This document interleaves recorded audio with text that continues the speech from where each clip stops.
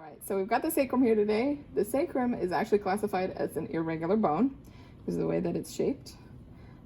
It is 5 vertebrae, the S1 through S5, that and eventually fuse together, usually between the age of 20 and 25.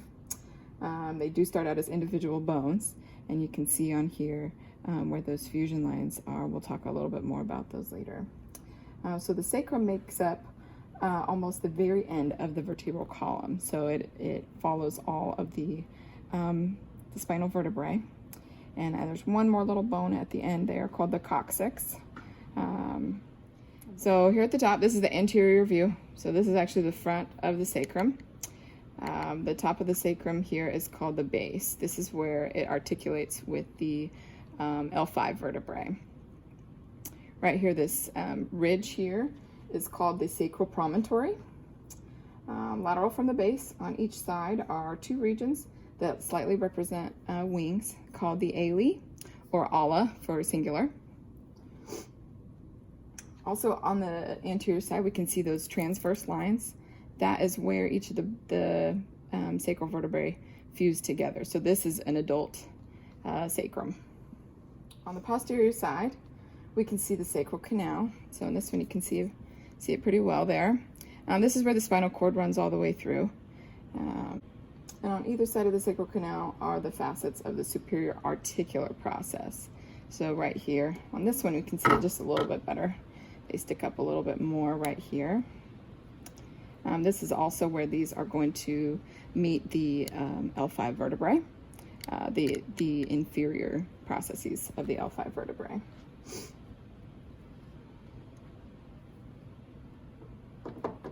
So the large lateral surfaces on either side of the sacrum are called the auricular surfaces. Don't mistake that with the articular. The auricular here on the side, and these actually articulate with the pelvis, with either side of the pelvis. And that creates the pelvic girdle. So down the center, we can see a slightly bony ridge here. This is called the median sacral crest. Laterally on each side are a column of 4 holes. These are called the sacral foramina. This is going to be where blood vessels and nerve endings are going to pass through these. And even further laterally from the sacral foramina are 2 more bony ridges on either side, called the lateral sacral crests. You can see them a little bit easier on this one. These are going to be right here. So you've got the median sacral crest, sacral foramina, and the lateral sacral crests. Back to this one because we can see it a little bit better on here. Right here, this little indentation here, this is where the sacral canal ends, and it's called the sacral hiatus. And then at the very bottom here is called the apex. This is actually where the sacrum is going to articulate with the coccyx bone. This one includes the coccyx. You can see that there. But the apex is that bottom base.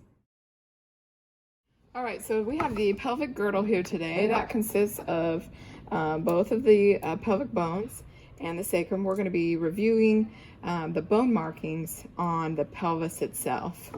So we have here, just let's first talk about orientation. So you know which is anterior and which is posterior. When it's all put together, it's a lot easier to tell, but sometimes they are disarticulated. We want to be able to figure out what bone goes where. So, I'll show you right here. This is called the acetabulum. This is where the head of the femur is going to go, okay? We've got here just like this. Sometimes it's a little bit more difficult to tell if you don't have all the pieces or you only have one. So to figure that out,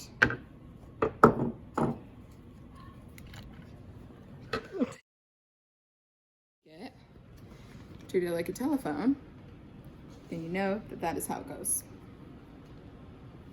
If you are having it turn the wrong way, it's not going to work. Okay, so the pelvis bone is actually made up of 3 bones. Now we're not able to see the fusions here, but I will give you the general areas of each bone itself. So the large top portion here is called the ilium. That's I-L-I-U-M, not to be confused with the third portion of the small intestine. Sounds the same, spelled differently. Ilium. This bottom portion right here is called the ischium, and the bottom part here is called the ischium, and the top ridge here is called the pubis. These three parts make up the pelvic bone, and this is on each side. Remember, they're symmetrical. I'm going to bring my full girdle over here so we can go over some of the markings that are made when it's put together. So this here is the pelvic inlet. This curve is the pelvic brim. Right here is the pubic arch. This is one way that we'll be able to tell whether we are looking at a male or a female. We'll talk about that later. This right here is probably my favorite bone marking. I love to say the word acetabulum. There's one on each side. That is where the head of the femur goes. Up here, remember, this is the ilium. This is the iliac crest on both sides there. We've got the anterior superior iliac spine and the anterior inferior iliac spine. So, on the side with the acetabulum, this is the posterior side. This is the ala. Remember, this is the iliac crest. And on this side is the iliac fossa. And this is the body of the ilium. Right here we have the superior pubic ramus and the ischial ramus right down here. Most importantly, this hole right here is the obturator foramen. This is where we're going to have a lot of blood vessels coming in and out from the pelvic area. Okay, we have the anterior gluteal line and the inferior gluteal line.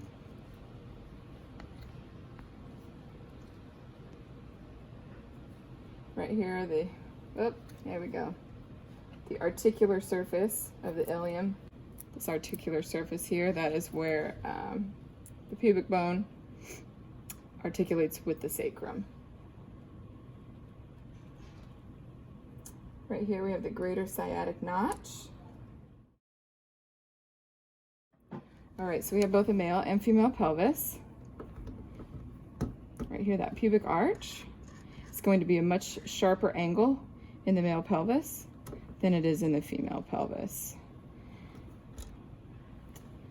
Female pelvis is going to be not as tall on the ilium bone. It's going to be a little shorter and a little wider. Also, as you look from the superior view, it's going to be more oval. On the male pelvis, its protrusions are going to come in a lot more. It's going to be a lot more narrow because there's no baby being pushed through there.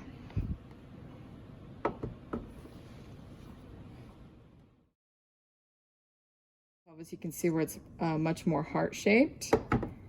The female pelvis has more of an oval shape there to allow more room there for the uterus.